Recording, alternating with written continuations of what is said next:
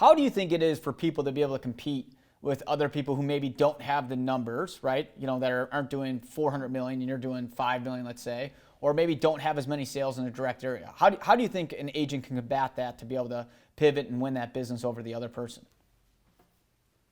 There's a lot they can do, right?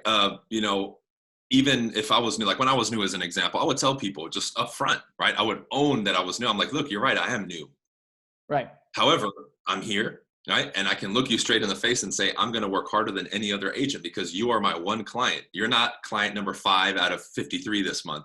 You are my one and only client, right? I'm going to have all my time and attention on you. So, if you're willing to, give me a chance, I will deliver. I can look you straight in the face and say that. I'm hungry. I'm ready to go. I'm not going to be in the office, sipping coffee and drinking water by the cooler, talking about, oh, it's Monday, right? I'm actually going to be out there working for you. Another thing I tell people, besides just being very open with them like that, because that can work, is you can always find an angle. Like when I was new and I was only 3, 4, 5, 6 listings sold, whenever I was going up against somebody else, I said, I need to find my edge.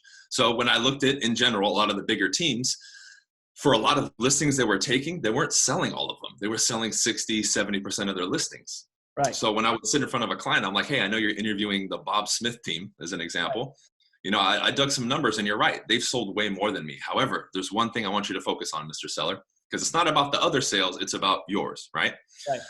I've sold 6 listings and I've taken 6 listings. They have taken 150 and sold 100, which is about 66%.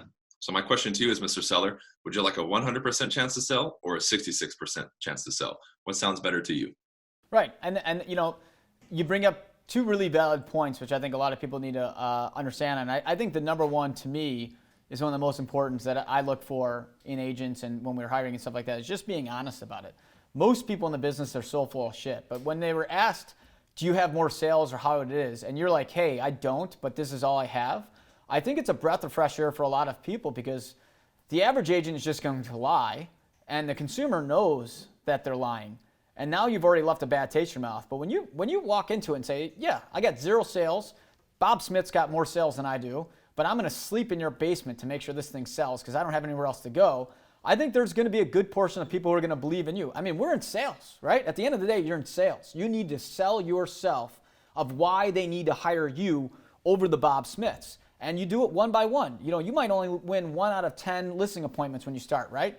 But then you win 2 out of 10, and then 5 out of 10, and then you're gonna start winning 9 out of 10. And that's how you build a business. It's we live in this instant gratification society these days where everybody thinks day one I'm gonna win 10 out of 10 listing appointments, and that's not the case. You need to just perfect it when you do go on it and take the most of every opportunity you have. And I think the points you brought up are extremely, extremely valid. Make sure to tune into our next episode and subscribe to our podcast. Thanks for listening to Laricy Live.